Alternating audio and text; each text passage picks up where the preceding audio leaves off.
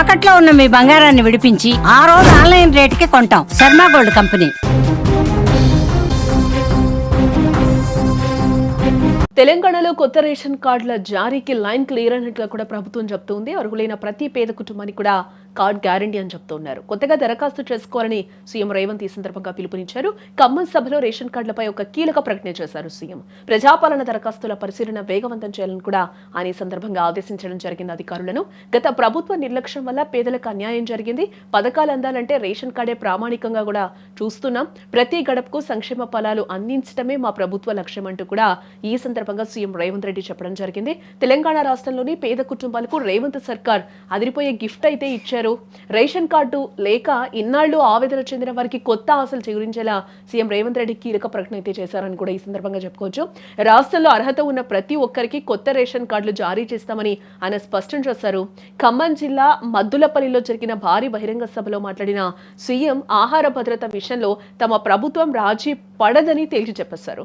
గత 10 ఏళ్లుగా కొత్త రేషన్ కార్డుల కోసం వేలాది కుటుంబాలు కళ్ళు కాయలుగాచేలా ఎదురు చూశాయి. గత ప్రభుత్వం ఈ ప్రక్రియను పక్కన పెట్టడంతో చాలా మంది పేదలు సంక్షేమ పథకాలకు దూరమయ్యారు.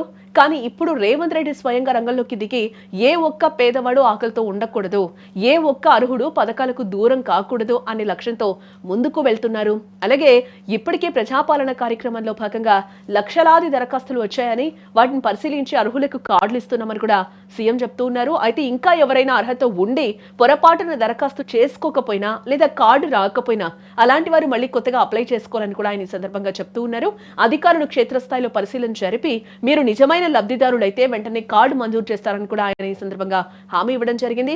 రేషన్ కార్డు అంటే కేవలం బియ్యం తీసుకోవడానికే కాదు, అది ఒక పేదవాడికి ఒక భరోసా అని కూడా రేవంత్ రెడ్డి పేర్కొన్నారు.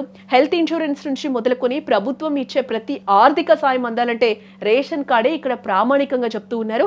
అందుకే పేదరికాన్ని జయించే ఆయుధంగా ఈ కార్డును ప్రతి ఇంటికి చేరవేసే బాధ్యతను ప్రభుత్వం తీసుకుందని కూడా ఆయన ఈ సందర్భంగా వివరిస్తూ ఉన్నారు.